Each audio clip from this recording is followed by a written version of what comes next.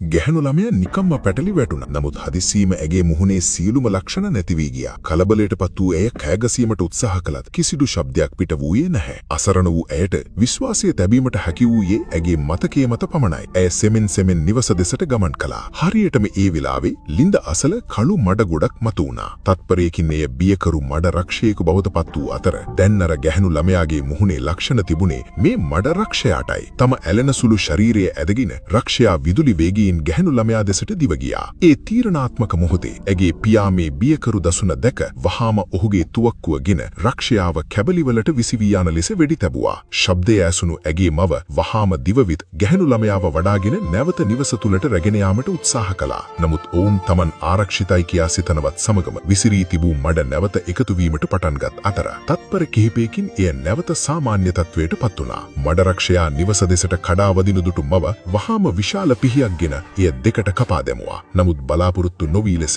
දැඩි කෝපයකින් මඩ රක්ෂයා මීටර් 100ක් දිගු අතක් දිගු කර ඇගේ පියාගේ දෑ අතින් ගැහැණු ළමයාගේ නිවැරදිවම උදුරාගත්තා. කිසිවෙකුට ක්‍රියාත්මක වීමට පෙර මඩ රක්ෂයා කඩදාසි කොලයක් බවට පත්වෙමින් ඒක රසයි කියා පැවසුවා. ඉන්පසු එය වහාම ගමේ ලින්ද දෙසට පලා ගියා. එය පසුපස හඹා යාමට සැබවුම උපරිම උත්සාහයක් ගත්තද ලින්ද තුලට පැන බේරී යාමට එය සමත් වුණා. ගැහැණු ළමයාව බේරා ගැනීම සඳහා ගම්වාසීන් ලින්ද තුලට යාමට විශේෂ කණ්ඩායමක් සංවිධානය කළා. නමුත් ඔවුන් ඇතුළු වූ සෙනින් කරදරයකට මුහුණ දුන් අතර එක් මිනිසෙකු සෙනකින් ස්කෙලටන් රජිනේගේ වසඟයටපත් වී Taman අරමුණ පවා සම්පූර්ණයෙන්ම අමතක කර දැමුවා. වාසනාවන්ත ලෙස ඔහුගේ දක්ෂ සහගයා නියමිත වේලාවට ඔහුව පියවිසිහියට ගැත්තා. ඔවුන්ගේ ඒකාබද්ධ උත්සාහයෙන් අවසානයේ ඔවුන් රක්ෂයාව පරාජය කර කුඩා ගැහැණු ළමයාව සාර්ථකව බේරාගත්තා.